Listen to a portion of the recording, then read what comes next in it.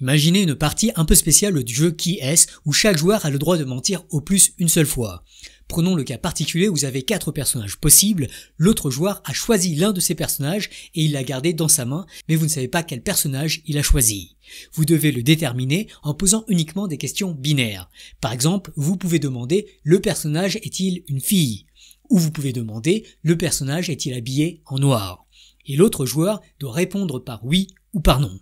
Sauf que, contrairement au jeu classique, on va supposer ici que le joueur adverse a un droit unique au mensonge. Et ça va rendre le jeu mathématiquement beaucoup plus intéressant. D'ailleurs, pour vous construire une intuition du problème, je vous invite à jouer à ce jeu en cliquant sur le lien en commentaire épinglé et en description de cette vidéo, à savoir guesswho.scienceforall.org/fr.html. Quel est le nombre minimal de questions à poser pour identifier avec certitude le personnage que l'autre joueur a dans la main? Je vous invite à mettre pause et à essayer de répondre à cette question par vous-même. C'est vraiment possible, donc je vous invite vraiment à le faire. Pour les plus motivés d'entre vous, je vous invite même à considérer le cas avec 16 personnages sur lequel on reviendra plus tard dans cette vidéo et qui est également jouable sur mon site.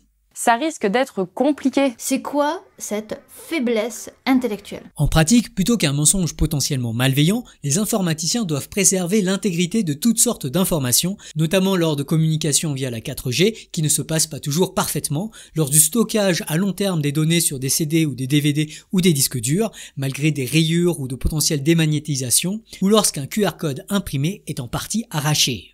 Dans ces cas, le mensonge est en fait accidentel. Cependant, l'enjeu de préservation des données est parfois existentiel, notamment pour des notaires, mais aussi pour des banques, des assurances ou des huissiers. Dès lors, il faut absolument envisager les pires cas et protéger les données autant que possible, même dans ces cas. Ça ressemble à un argument que j'ai déjà entendu quelque part. Si vous traînez sur le YouTube mathématique anglophone, vous avez sans doute vu l'excellente vidéo de Tribou and Brown sur l'une des meilleures solutions de robustesse à la corruption des données, puisqu'il a notamment traité le code de Hamming. Mais aujourd'hui, on va voir un meilleur code encore, un code même optimal, à savoir le code de Reed-Solomon, même si en fait le code de Hamming suffit amplement à résoudre le problème du qui est-ce à 4 personnages et un mensonge. Avant de véritablement s'attaquer à notre problème, je vous propose de faire un pas en arrière et de considérer le problème plus général de la numérisation de l'information. Pareil qu'on fait souvent ça en informatique. Ah bon? Imaginons qu'on cherche en particulier à numériser un message. Le numériser, ça revient à le transformer en une suite de nombres. Les détails vont dépendre de l'encodage, mais par exemple en utilisant l'UTF-8, l'encodage le plus classique aujourd'hui, tout message textuel peut être transformé en une suite de nombres entre 0 et 255. Chaque nombre est appelé un octet parce que tout nombre entre 0 et 255 peut s'écrire avec 8 bits en base 2. Concrètement, tu fais comment? En Python, pour obtenir l'encodage UTF-8 du texte texte, il suffit de taper liste de texte.encode. Ainsi, le mot lait est encodé en UTF-8 par la suite de 3 nombres, M1 est égal à 76, M2 est égal à 195 et M3 est égal à 170. Comment maintenant puis-je encoder cette suite de 3 nombres de sorte que le code que j'obtiens soit maintenant résilient à des erreurs? Une solution naïve serait d'envoyer 3 fois chaque nombre. Et donc je pourrais envoyer 76, 76, 76, 195, 195, 195, 170, 170, 170. Ça me donne un code de 9 octets à envoyer qui est résilient à une erreur. En effet, s'il y a un octet erroné, je saurais le détecter et identifier sa bonne valeur. C'est comme si pour chaque octet, il y avait en fait un vote pour savoir quelle était la bonne valeur de l'octet. Mais cet encodage est en fait très coûteux, il requiert de tripler la quantité d'informations envoyées. Est-ce qu'on ne pourrait pas faire mieux? Réponse, oui, c'est possible. Eh bien, l'idée de Reed-Solomon, c'est d'effectuer une autre transformation en remplaçant la suite M1, M2, M3 par le polynôme P de x est égal à M1 plus M de x plus M3x au carré. Dans notre cas, ça nous donne le polynôme de degré 2, P de x est égal à 76 plus 195x plus 170x au carré. Si vous vous souvenez de vos cours de lycée, on aime représenter un tel polynôme par une courbe dont les coordonnées sont x et P de x pour tout réel x. Et comme P de x est un polynôme du second degré, cette courbe est une parabole. Mais surtout, on peut facilement se convaincre, par exemple en jouant sur le site desmos.com, que 2 courbes paraboliques sont identiques si et seulement si elles sont définies par les mêmes nombres M1, M2 et M3. Or, une courbe parabolique peut aussi être définie de manière tout autre. Prenez 3 points dans l'espace, alors il existe en fait une et une seule parabole qui passe par ces 3 points. Eh bien en fait tout cela est logique. C'est un peu comme pour définir un plan dans l'espace. Pour tout triplet de points dans l'espace 3D, il existe un et un seul point qui passe par ces points. Eh bien, on tient là l'astuce pour définir le code de Reed-Solomon. L'idée va être de choisir non pas 3, mais 5 points désormais sur cette parabole. Par exemple, les points 1, P de 1, 2, P de 2, 3, P de 3, 4, P de 4 et 5, P de 5. En fait, si on se met d'accord au préalable qu'on enverra les points dont les abscisses sont 1, 2, 3, 4 et 5, il me suffit d'envoyer P de 1, P de 2, P de 3, P de 4 et P de 5. En l'occurrence, en utilisant mon polynôme P de x est égal à 76 plus 195x plus 170x au carré, ça me donne l'encodage 441, 1146, 2191, 3576 et 5301. Et vous voyez pourquoi envoyer ces 5 nombres est génial? Imaginons qu'il y ait une erreur de transmission sur le point P de 2. Au lieu de recevoir 1146, je reçois 114. Le 6 est mal passé. Si j'essaie de tracer la parabole qui passe par mes 3 premiers points, vous pouvez voir que visuellement, elle va échouer à intersecter les 4e et 5e points. En supposant qu'il y a au plus une erreur dans les 5 points reçus, et donc que le 4e ou le 5e point est forcément correct, cela montre que j'ai reçu une erreur parmi les 3 premiers points. On peut alors envisager 3 cas, interpoler les points 1, 2 et 4, et voir si ça coupe le point 5. C'est raté. Interpoler les points 2, 3 et 4, et voir si ça coupe 5. Encore raté. Interpoler 1, 3 et 4 et voir si ça coupe 5 et là, bingo, c'est gagné. On voit que s'il y a au plus une erreur, c'est que les points 1, 3, 4 et 5 sont corrects et que le point 2 est erroné. Grâce à l'envoi de 5 points, on a réussi à identifier l'erreur et à la corriger. C'est beaucoup mieux que d'envoyer 9 octets. C'est puissant, hein? En fait, mathématiquement, il se passe vraiment la même chose que si on avait pris 5 points d'un plan. Si un point n'est pas dans le plan contenant les 4 autres, et si on sait qu'il y a au plus un point erroné, c'est que ce point, qui ne colle pas avec les autres, est erroné. On a donc vu comment encoder 3 morceaux d'information à l'aide de 5 points d'une parabole qui correspond à un polynôme de degré 2. Dans un cadre plus général, si on veut encoder un message M1, M2 et ainsi de suite jusqu'à MK de longueur K, on peut encoder le message par le polynôme P de x est égal à M1 plus M2 de x plus M3 x carré et ainsi de suite jusqu'à MK x puissance K-1. C'est simple, hein? C'est juste des maths. Mieux encore, si on veut s'autoriser T erreur, on peut envoyer K plus 2T valeurs du polynôme comme le point P de 1, P de 2, P de 3 et ainsi de suite jusqu'à P de K plus 2T. Grâce à l'ajout de 2T redondance, on va pouvoir tolérer T erreur. Cette fois, étant donné les points P de 1, P de 2, P de 3 et ainsi de suite jusqu'à P de K plus 2T, pour trouver le bon polynôme, il faut en trouver un de la forme P de x est égal à M1 plus M2 de x plus M3 x carré et ainsi de suite jusqu'à MK x puissance K-1 qui passe par au moins K plus T points. Un peu comme dans le cas K égale 3 et T égale 1 qu'on a traité plus tôt, il nous fallait trouver une parabole qui passe par 4 points. Par ailleurs, et c'est très utile en pratique, on va pouvoir tolérer la disparition de 2T données. Typiquement, si vous avez laissé votre doigt sur le QR code, certaines informations du QR code auront disparu. Eh bien, si la fraction perdue est 2T divisé par K plus 2T, alors vous pourrez néanmoins lire le QR code sans erreur. Donc c'est pas juste des principes abstraits.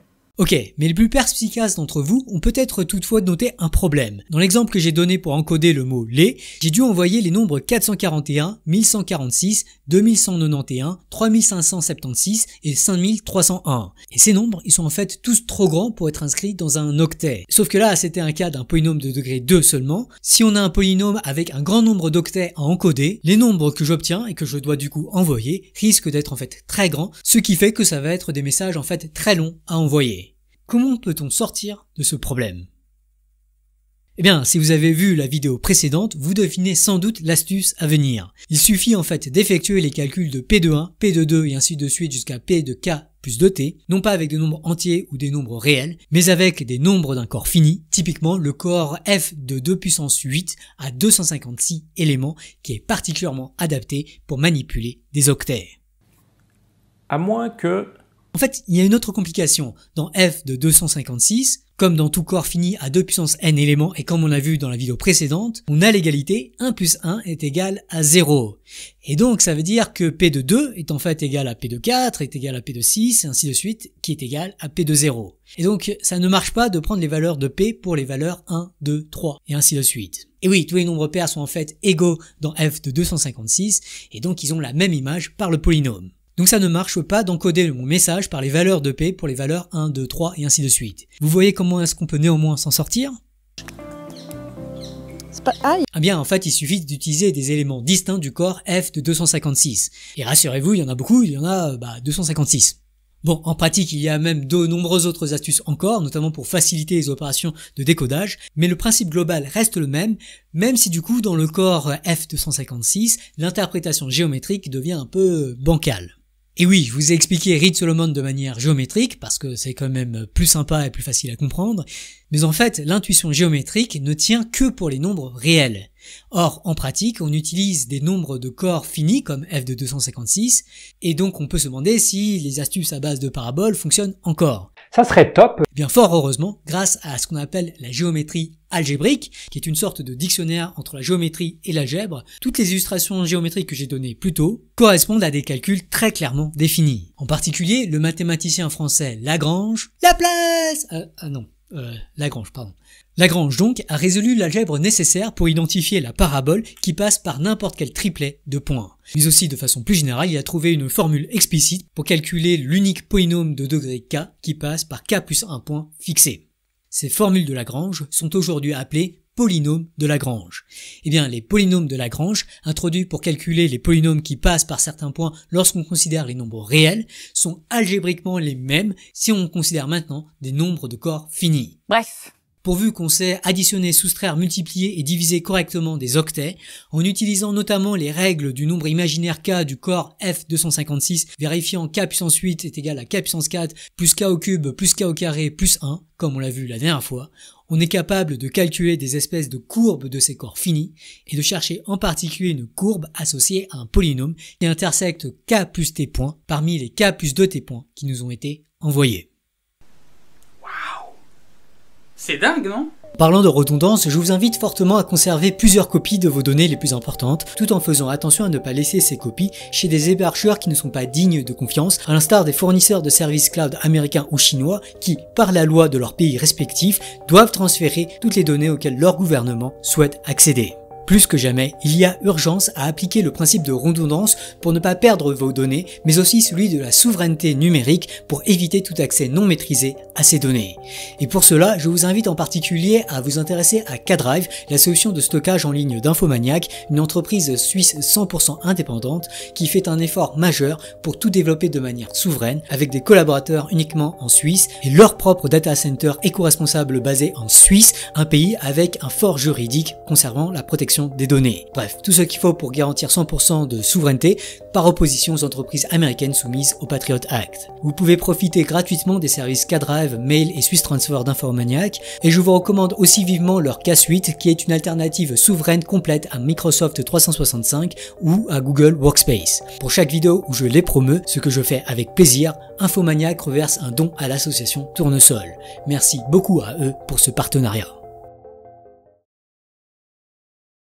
Ok, tout ça peut paraître très abstrait, mais en fait c'est très concret, puisque de façon remarquable, ça va nous permettre de résoudre le qui est avec 16 personnages et un mensonge.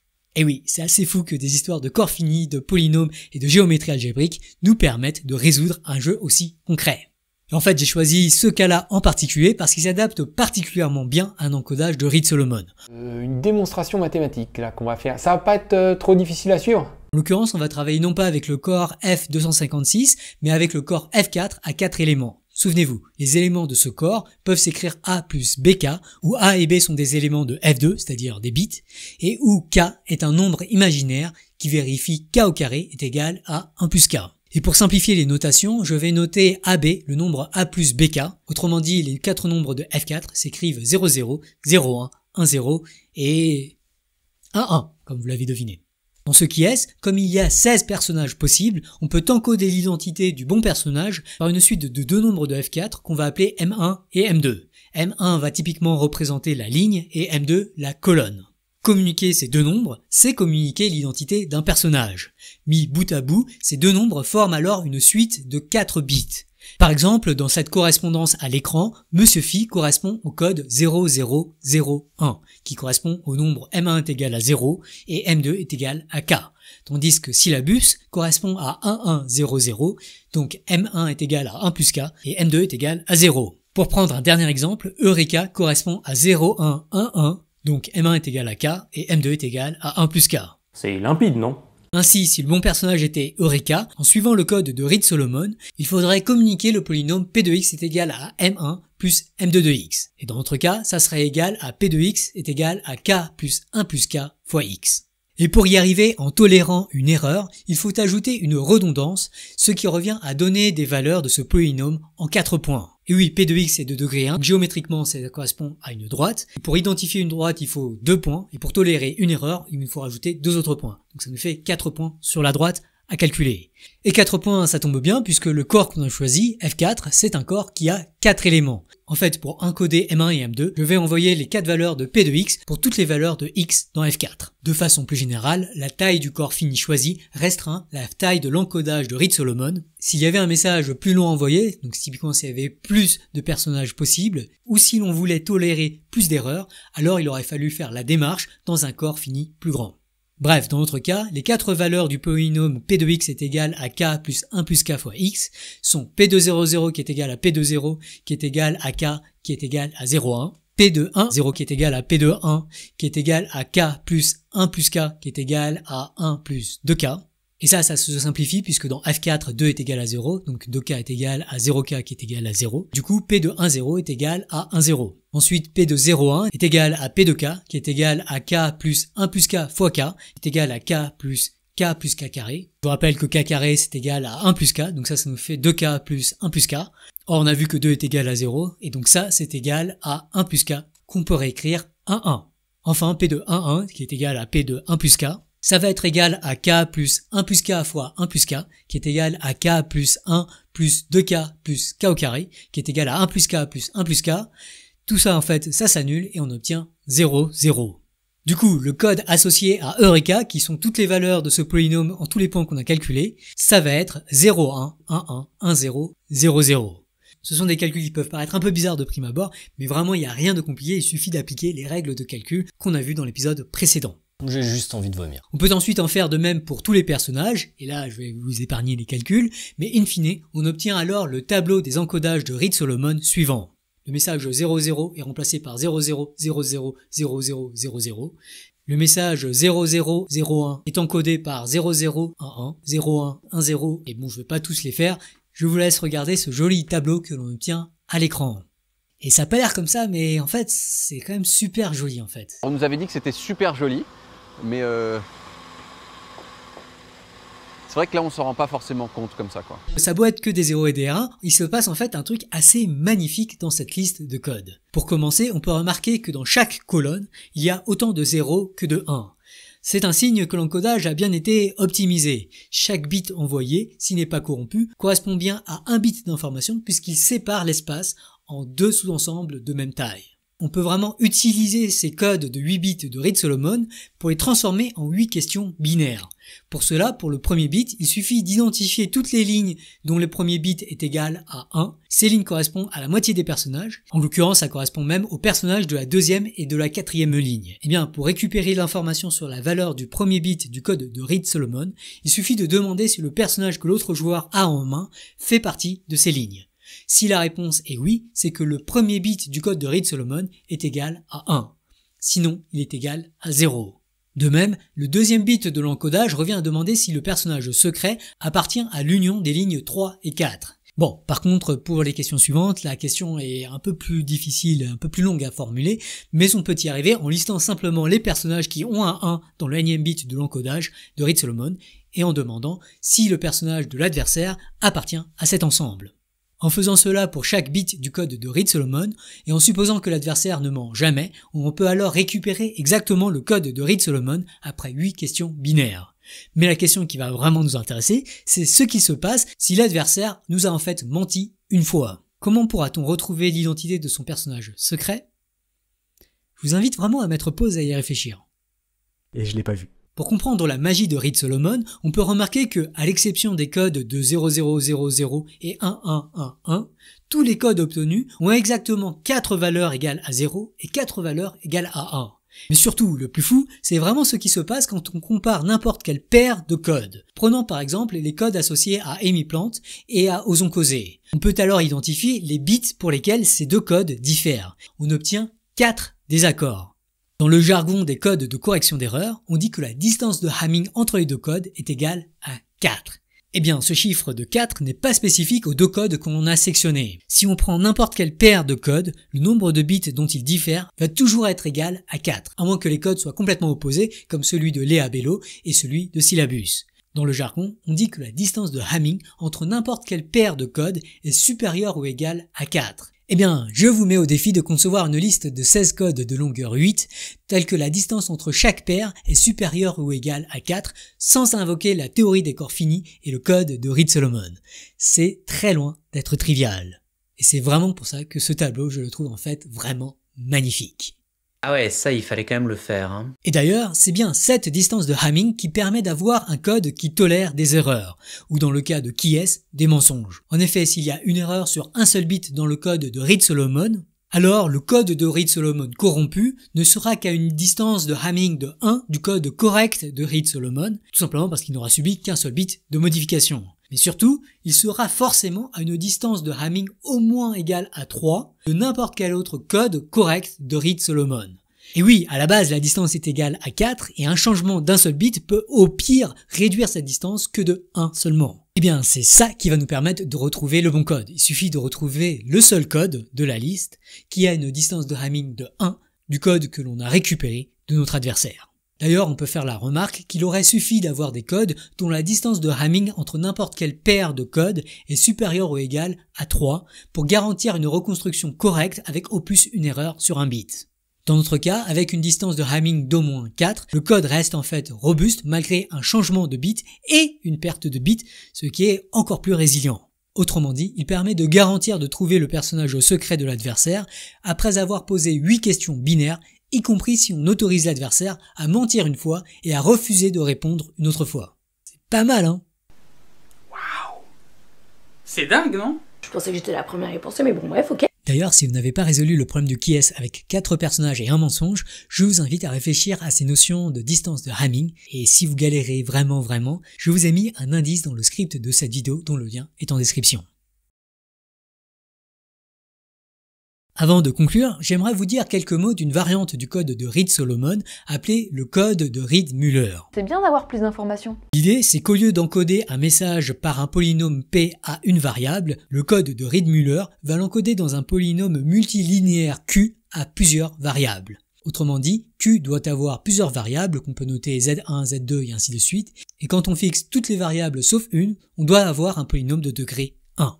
Si le polynôme grand Q a petit q variable, alors il doit écrire comme une somme de termes de la forme z puissance h, où z puissance h est défini comme étant z1 puissance h1, z2 puissance h2, z3 puissance h3 et ainsi de suite jusqu'à zq puissance hq, et où h est lui-même une suite binaire de qubits. Eh bien, l'idée, ça va être maintenant d'associer à chacun des termes de la sorte un coefficient m de h qui dépend du message m à encoder. Autrement dit, m est encodé par le polynôme multilinéaire à plusieurs variables, q de z est égal à la somme pour toutes les suites binaires h de longueur petit q, et m de h fois z puissance h. Notez en particulier qu'il y a 2 puissance q valeurs de m de h que l'on peut ainsi encoder. Le code de Reed-Muller est ensuite obtenu en prenant les valeurs du polynôme q pour ses différentes entrées. On peut ainsi vouloir travailler dans le corps fini f2 à 2 éléments, et donc considérer m de h est égal à 0 ou à 1. Le polynôme q prend alors en entrée q variable binaire, ce qui fait 2 puissance q entrées possibles. Publiant ces valeurs pour toutes ces entrées, qui elles aussi seront binaires, on obtient un code de Reed-Muller de longueur 2 puissance q. Et ce code de Reed-Muller va se comporter un peu comme le code de Reed-Solomon. Il y a plein de possibilités. Alors, il y a beaucoup d'autres détails sur lesquels je ne vais pas m'étendre aujourd'hui à propos de ce code de Reed-Muller. Tout ce que je voulais faire, c'est vous montrer qu'il y a des généralisations de l'idée de Reed-Solomon pour les polynômes à plusieurs variables, et en fait, ces polynômes sont très utiles pour des techniques encore plus avancées de cryptographie. De façon assez incroyable, toute cette géométrie algébrique, cette façon de manipuler des additions et des multiplications et d'utiliser l'intuition géométrique qu'on peut en avoir, c'est en fait fondamental pour réussir des prouesses aussi fantastiques que les arguments succincts non interactifs de connaissances avec divulgation nulle de savoir. Mais tout ça, on aura le temps de beaucoup plus le détailler dans de futures vidéos. Face à l'urgence à résoudre les problèmes de nos sociétés, en particulier l'amplification algorithmique de la désinformation et de la haine et les conséquences très préoccupantes que tout cela a sur l'état de nos démocraties, il m'arrive souvent de prendre à partie les sujets qui me semblent banaliser l'inattention à ces problèmes et qui me semblent donc dangereusement ralentir la mobilisation nécessaire pour les résoudre, protéger des vies et nos démocraties. Et en particulier, la géométrie algébrique est un exemple que je prends souvent pour mettre en évidence l'énorme gâchis d'intellect humain indispensable pour relever les grands défis d'aujourd'hui, mais trop occupés à s'adonner à leur passion artistique. Et il y a plusieurs choses qui m'ont un peu surpris à titre personnel. Même si je savais que cette géométrie algébrique avait des applications en cryptographie, notamment pour concevoir des codes de correction d'erreurs comme Reed-Solomon ou Reed-Muller, j'ai quand même pris une sacrée claque il y a plusieurs mois quand j'ai découvert à quel point cette géométrie algébrique est essentielle pour des solutions extrêmement avancées de cryptographie qui me semblent essentielles pour fermer l'espace informationnel européen contre les ingérences des entreprises et des gouvernements étrangers, tout en permettant aux citoyens européens de non seulement profiter de ce cyberespace en toute sécurité, mais même d'en prendre le contrôle de la gouvernance de manière démocratique, et en particulier en garantissant la confidentialité vis-à-vis des forces politiques internes que ces citoyens devraient pouvoir ouvertement critiquer sans représailles. On aura le temps d'y revenir, mais oui, la géométrie algébrique semble en fait indispensable pour fournir des preuves de citoyenneté avec divulgation nulle de connaissances capables de mimiquer les propriétés du vote à l'isoloir pour de nombreuses applications sur le web. Oui, c'est possible. En particulier, la démocratie numérique qu'on envisage dans notre livre La dictature des algorithmes, et dont on investigue les fondements via la recherche-action menée par Tournesol, semble absolument requérir des solutions cryptographiques qui s'appuient sur de la géométrie algébrique extrêmement complexe, mais aussi remarquablement séduisante, comme ces preuves de citoyenneté sans divulgation d'identité, pour espérer un jour devenir des forces pour la démocratie. Et ça, en fait, je l'avais vraiment pas vu venir. Décidément, les mathématiques ne cessent de me surprendre par à quel point elles ont des applications très inattendues. Encore plein de travail pour les chercheurs. Néanmoins, le fait que certaines parties de la géométrie algébrique ont des applications qui me semblent essentielles, ça ne signifie pas que toutes les recherches dans le domaine lui soient utiles. Vu l'urgence démocratique actuelle, il me semble en fait au contraire plus urgent que jamais que les chercheurs qui ont les facultés mathématiques pour comprendre cette géométrie algébrique et pour l'appliquer à la protection des systèmes démocratiques le fassent. En un sens, ces mathématiciens sont les Spider-Man de l'âge moderne de l'information. Leur faculté rare est un véritable super pouvoir, ou du moins un pouvoir que beaucoup de militants pour la démocratie adoreraient avoir. À ces mathématiciens, j'aimerais relayer la remarque de l'oncle de Spider-Man. De grands pouvoirs impliquent de grandes responsabilités. Nous avons désespérément besoin de sécuriser notre cyberespace et de le rendre souverain. Il est urgent que les plus grands cerveaux de notre nation nous aident à y parvenir pour augmenter les chances de survie de nos démocraties.